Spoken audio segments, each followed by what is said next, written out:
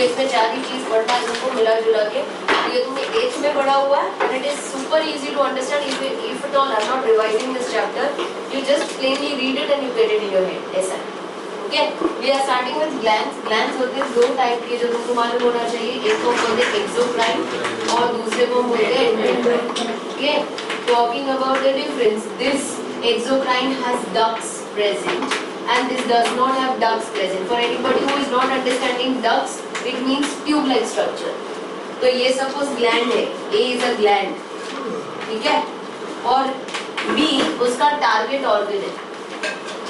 तो ये सीक्रेशन जो भी होगा, ये जो भी बनाता है उसको किसी इसके पास लेके जाना पड़ेगा। So if at all there is a duct carrying it, it's called as exocrine. But अगर duct है ही नहीं तो फिर ये कैसे पहुंचेगा, ये क्वेश्चन मार्क आना चाहिए। तो ये अपना सीक्रेशन पोर कर देगा ब्लड में। ब्लड एक ऐसी चीज है जो सब जगह जा रही है, तो ये तक पहुंचाएगी। Hence it is called as ductless glands और इसको बोलेंगे glands with ducts. Okay, exocrine की सीक्रेशन को हम बोलते हैं एंजाइम्स और एंडोक्राइन के सीक्रेशंस को हम बोलते हैं हॉर्मोन्स। समझ आया? Before we start go deep into this, you need to understand endocrine system और nervous system दोनों अलग अलग है। पहले एक मिथ हुआ करता था कि दोनों एक जैसे हैं, एक जैसे नहीं है। एंडोक्राइन सिस्टम अलग काम करता है जो हार्मोन से रिलेटेड है। In fact your chapter is endocrine, ये तो मैंने तुमको ऐसे बता दिया ताकि तुमको समझे कि 2 टाइप ऑफ ग्लैंड्स कौन से, but we are not looking on to this, we are just concentrating over endocrine glands. तुम्हारे बॉडी में एंडोक्राइन ग्लैंड्स है बहुत सारे, तो सारे मिला जुला के मुझे बोलने तो मैं क्या बोलूँ, endocrine system. Make sense? So many glands of endocrine will together be called as endocrine system. एक एंडोक्राइन सिस्टम तुम्हारी बॉडी में जो बढ़िया काम कर रहा है, दूसरा है नर्वस सिस्टम जो भी काम कर रहा है बढ़िया। Nervous system works on impulse. You have not started the chapter, but at least you know this much कि नर्वस सिस्टम इलेक्ट्रिकल इम्पल्स होते हैं तुम्हारे, उसमें काम करता है। मैसेजिंग सिस्टम है और ये हार्मोन्स भी है जो तुम्हारी बॉडी में रिलीज होते रहते, काम करते हैं, ये भी सेपरेटली करते हैं। However, there is a good coordination between these two systems. समझ आया? ये हम आगे आगे जैसे जाएंगे तो ये तुम रिलेट कर पाओगे sentence, but you have to still understand that these are two different systems. However, they work in harmony and they work in coordination with each other, but they are different is what I am trying to say. Okay? Endocrine system में glands आते हैं।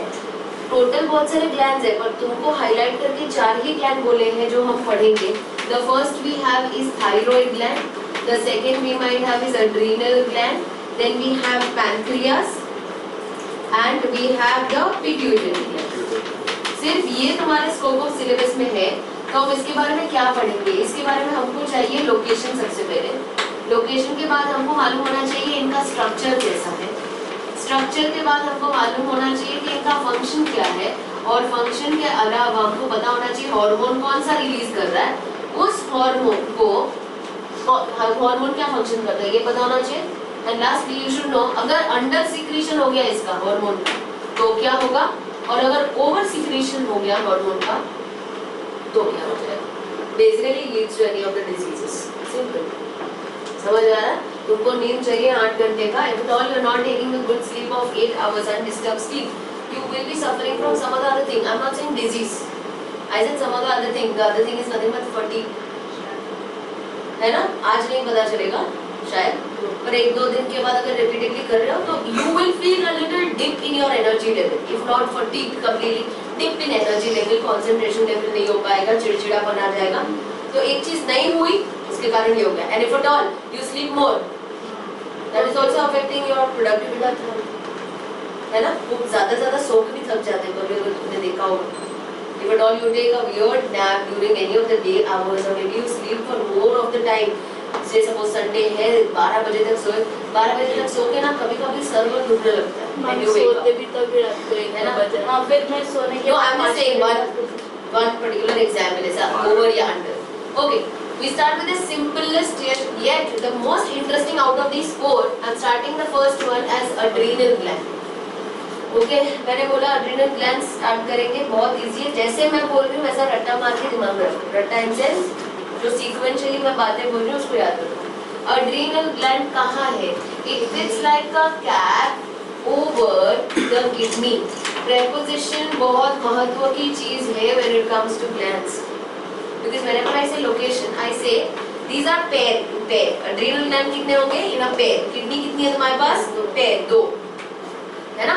So if at all this is the kidney that I'm talking about, the adrenal gland will fit like a cap over the kidney.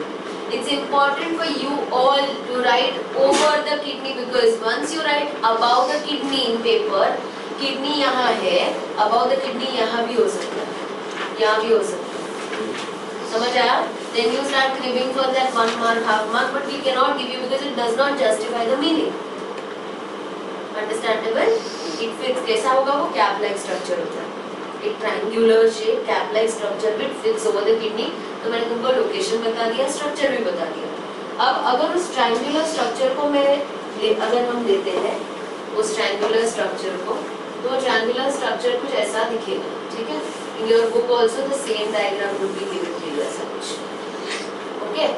तो अगर ये triangular structure को तुमने ले लिया, this outer side that I have shaded a little, okay, this outer side will be called as cortex. In short, bio में इतना तो पढ़ा ही होगा कि cortex का मतलब बाहर का साइड, और this region is called as medulla. Again, it's so confusing for me and you if you understand well. Cortex and medulla कहीं का भी हो सकता है. So it is important for you to write adrenal cortex and adrenal medulla. But in your book, I am sure it's given as peripheral cortex and central medulla. Adrenal भी side में लिखा होगा पैराग्राफ में. मैं खा चुकी हूँ. It is okay if you write this, क्योंकि शायद इतना सारा जब तुम पढ़ोगे तो वो वर्ड पेरिफेरल भूल जाओगे या वो सेंट्रल मेडुला वर्ड भूल जाओगे. तो सबसे इजी क्या है? ग्लैंड कौन सा है? adrenal gland. तो लिख दो ना adrenal cortex, adrenal medulla, you get perfect marks for this. But in case you want to write peripheral cortex and central medulla, it makes sense, you can. I give it up to you all. I want the names. Easy. Cortex, medulla. I'm just putting number 1 and number 2 because these are something important things. Is it something relevant and right now? हाँ, yes.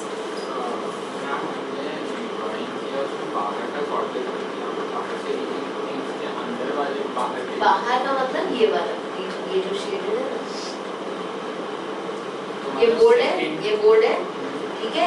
ये वाला reason यहाँ से ये border और थोड़ा सा ये बाहर का, इस कॉर्टेक्स एकदम अंदर वाला medulla, okay?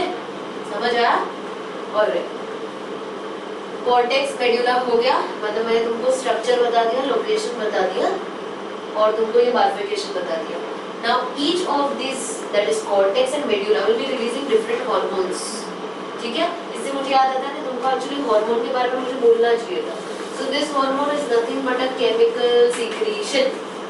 Chemical secretion that is secreted by an endocrine gland, poured into the blood directly. बहुत जरूरी है बोलना कि ब्लड में जाता है. और तुमको मालूम होना चाहिए, everybody sitting here, hormone released is in very minute quantity. It's not even in ml. तुमको क्या लगेगा? सबसे कम वाला यूनिट क्या है? ml ना? ml में भी नहीं होता है, ml के भी पार्ट्स में रिलीज होता है.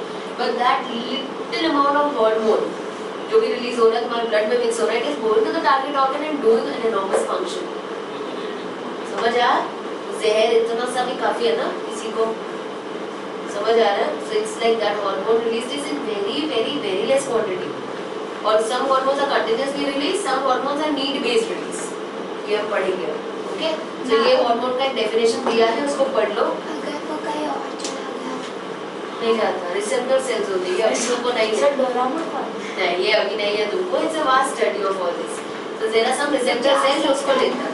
ब्लड है, ब्लड तो उसको कैरी करके घूमेगा, बट वो जहाँ पे पहुँचेगा, जहाँ उसको जाना है, it will be captured and received.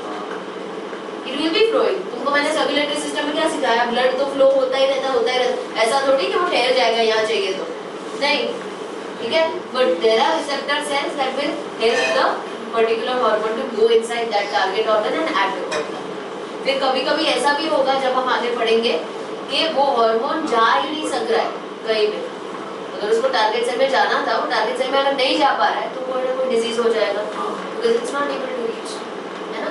Okay, we go on to cortex and medulla. Hormone हो गया, तो हम हार्मोन की बात करते हैं. तो कॉर्टेक्स वाला बाद में करेंगे. ये सबसे interesting, and you have studied this, I am sure you remember also. adrenal medulla secretes a hormone called as adrenaline या adrenaline. Okay, there's a famous phrase that we keep on using, adrenaline rush. Okay, this is mostly used in the case of nervousness, excitement, fright, all of this. If at all I am crazy about one concert that's going to happen, if I get the free tickets or if I get tickets after so much of chaos that I've created, so I'll have adrenaline rush during that time. If I go to a roller coaster, I have gone with my own will, but still जब बैठे हैं तो you'll be having adrenaline rush. अगर तुमको मैंने फेंक दिया एक स्टेज पे जहाँ पे 3000 लोग पड़े हुए ऑडियंस में और तुमको कुछ बोलना है, that time you'll be having adrenaline rush, not very happy वाला, but that fright, nervousness. Okay. So all these things right now I'm addressing you all are listening, and if suddenly I see a snake crawling here, in my case even if a dog comes here, there will be adrenaline rush. वो हसड़ much जाएगी, समझ आ रहा है? So any case of excitement or something, the medulla of the adrenal gland will start releasing adrenaline. By the way, to make your life more complicated, इसके 4 तुमको words दिए हैं, या तो इसको एड्रीनालाइन बोलो, या तो इसको एपिनेफ्रिन बोलो, या तो इसको नॉर एड्रीनालाइन बोलो, या फिर इसको नॉर एपिनेफ्रिन बोलो, या फिर इसको फ्लाइट और फ्लाइट हार्मोन बोलो, या फिर इमरजेंसी हार्मोन बोलो. The simplest thing to remember is emergency hormone. The word is so simple. Emergency के सिचुएशन में ये हार्मोन रिलीज होता है. इसके अलावा what I remember and has been taught to you in 8th standard is fight or flight. Fight or flight. Giving you an example right now. You go on a trek or a train. Suddenly there is one of mammal या wolf या fox या कुछ आ गया तुम्हारे सामने. तुम्हारे पास extremely 2 ही तरीके, extreme तरीके 2. या तो तुम भागो उधर से, या तो तुम लड़ो. There are some cases wherein people have to fight, right? Whatever, 2 he reason extreme. अब तुम मुझे एक प्लान बताना होता है, ऐसा कर सकते हैं. Ultimately तुमको ये 2 में से चूज करना ही होगा. समझ आया? तुम्हारा मुझे रणनीति जानना नहीं है. 2 चीज में से एक करना ही होगा. In both these cases, either you take a flight from there, you run, or you fight. Both the cases you will have to have good amount of energy with you. That extra dash of energy. तुम्हारे normal energy में कुछ नहीं हो पाएगा. तुम खत्म हो जाओगे, तुम्हारा फोटो लग जाएगा. समझ आया? But that extra dash of energy is given due to the adrenaline. Hence it is called as fight and flight hormone. So right now I'm in a relaxed state. You are in a relaxed state. अभी नहीं हो रहा है कुछ. Only when it is need based तब ये hormone release हो रहा है. ये समझ आया? Okay, yes. जल्दी बताना, आज का टाइम में मेरे पास जब सीख रहा था और बहुत तेज गया था तो कार्ट से उड़ के ये हो गया था क्योंकि मुझे सीट बेल्ट का समय शौक था.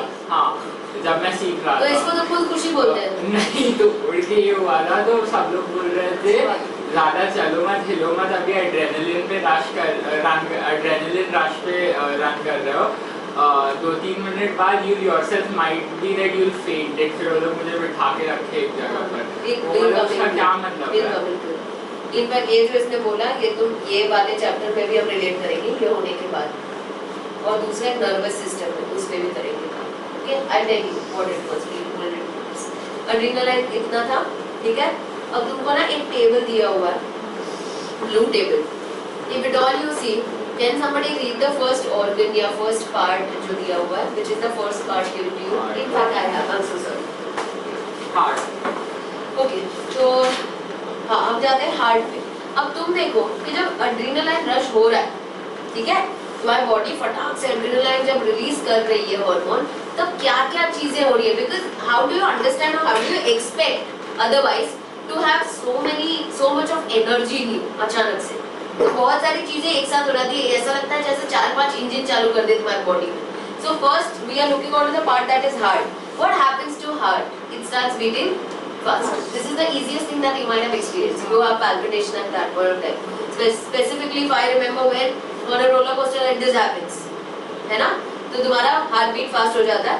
Also, उसका बायोलॉजिकल एडवांटेज क्या है, मतलब वो क्यों हो रहा है? ऐसे तो नहीं हो रहा है. So it basically can send more amount of glucose and oxygen. Blood अगर हार्ट ज्यादा पंप करेगा फास्ट, तो ब्लड भी उतना रिलीज होगा इधर उधर. और जब ब्लड जा रहा है तो ब्लड का काम एक ही है कि सारे सब्सटेंसेस पहुंचाना. So blood glucose and oxygen भर भर के तुम्हारे सेल्स को पहुंचाएगा. and effect of this sensation is thumping heart. So what do you feel in your body is palpitation or thumping heart. Next up, blood pressure भी increase हो जाएगा. Similarly, I am not going to do everything. Let's look on to third. I'm giving you time to read everything, but look at the third one. We have arterioles to the skin or arterioles of the skin. Do you know that if at all you are in a fright situation, डरावनी, तो तुम पेल हो जाते हो, ऐसा बोलता है. खून सूख जाना हिंदी में जैसे बोलते हैं. कभी पढ़ा है हिंदी में? हिंदी में ये वो मुहावरा बोलते हैं ना, तो मुहावरे का अर्थ बताकर वाक्य में प्रयोग करो. तो if at all, ये बहुत इजी फ्रेज है, तुमको नहीं मालूम मतलब क्या ही हो, तुम समझ नहीं. खून सूख जाने का मतलब होता है you are frightened. Specifically, if you go to a haunted house or something, you come out, खून सूख गया, ऐसे पेल हो जाते. समझ आ रहा है? तुम मुझे बताओ, जब तुम्हारे सामने वुल्फ है, फॉक्स है, टाइगर है, whatever, at that point of time, does your skin need blood supply? Which particular part needs? Muscles. समझ आ रहा है? ब्लड सप्लाई कहाँ होने लगेगा ज्यादा? मसल. स्किन को नहीं चाहिए. जब स्किन को नहीं आ रहा है blood supply enough, your skin will get pain. You understand this? You will read and you will understand the same thing. Also, arterioles of digestive system. Do you think that particular time your body needs to take care of digestion? So digestion stops. इसीलिए वहाँ की जो blood supply है वो constrict हो जाए. Constrict का मतलब narrow हो गया, lumen, तो blood थोड़ा वहाँ कम पहुँचेगा. क्योंकि जहाँ चाहिए उधर ज़्यादा जाना चाहिए. Okay, look on to the muscles of the body. Muscles of the body tense up. ठीक है? The excellent example I can give you. I don't know if you have ever noticed, but I have. और ऋतिक रोशन का movie रहता ना, fight scene में वो ऐसा पूरा ऐसा शिवर होता है, देखा है? और एड्रेनलिन.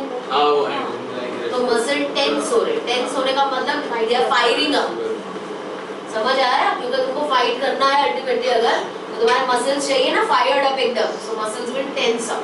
ओके, और उसका ये कैसे लिखा? देयर इज नो सेंसेशन, ऐसा लिखा, सॉरी, टेंसिंग, टेंस फीलिंग और शिवरिंग. इसीलिए मैं ऋतिक रोशन का एग्जांपल वही दिखा दे कि अभी देयर इज अ विलन. समझ आ रहा है? So these are some changes that are occurring due to adrenaline. Also the example that he give about go karting. ठीक है, पूरा नहीं समझा पाऊंगी मैं बता रही हूं तुमको जितना आता है. That time when this situation has happened, your body is into motion. तुम्हारा body किसमें adrenaline rush की वजह से so many changes are happening. इसी के साथ में तुम्हारा nervous system का एक division होता है जिसको हम बोलते हैं sympathetic system. ये word तुमने पढ़ा हुआ है. ये स्टैंड में सिर्फ word दिखा था, sympathetic, parasympathetic. Sympathetic system in your body makes you ready for the action, and the parasympathetic nervous system relaxes your body. तो roller coaster में जब तुम जाते हो, जब you are on that ride, during that ride, on the ride, you will be having all this heart beating fast, breathing fast हो जाना, pale हो जाना skin, pupil जो होता है ना तुम्हारे आंखों का वो dilate हो जाना. All this are happening because you are into that motion. और जैसे तुम्हारा roller coaster ride खत्म होकर तुम नीचे आते हो, you don't rush into the other ride like crazy ना. You come down. हाँ, अगर समय का अभाव है तो तुम भागा भाग मचाते हो इधर उधर. But if at all you come down and then you stand and you get a little still, तब तुम्हारा बॉडी रिलैक्स होता है. उसको टाइम चाहिए. समझ आया? उसको टाइम चाहिए. एसी भी, एसी तुम चालू करते हो, बंद करके तुरंत चालू नहीं करने का, ऐसा बोला जाता है. मुझे नहीं मालूम, तुमको मालूम है क्या? अरे सिस्टम नहीं, उसको सिस्टम को शट डाउन और ऑन होने में थोड़ा सा उसको टाइम देना चाहिए. नहीं तो वो देयर इज वन थिंग उड़ जाता है उसमें, ऐसा बोलते हैं. समझ आया? Similarly, your body was into adrenaline rush. तुम्हारा pupil इतना बड़ा था, तुम्हारे muscles fire up कर रहे थे, and suddenly, if you start doing some activity, it is going to hamper this relaxation and firing up वाला also. समझ आया? So with this, we go on to. Okay, I'm giving you a little time, just a minute, to go through that table. Just go through that table and the 3 points given up here. I'm going to ask you these 3 points. Because ये 3 points और ये table both related है, तो जरा देखो इसको. Just a minute, no looking here and there, look into the book and complete this.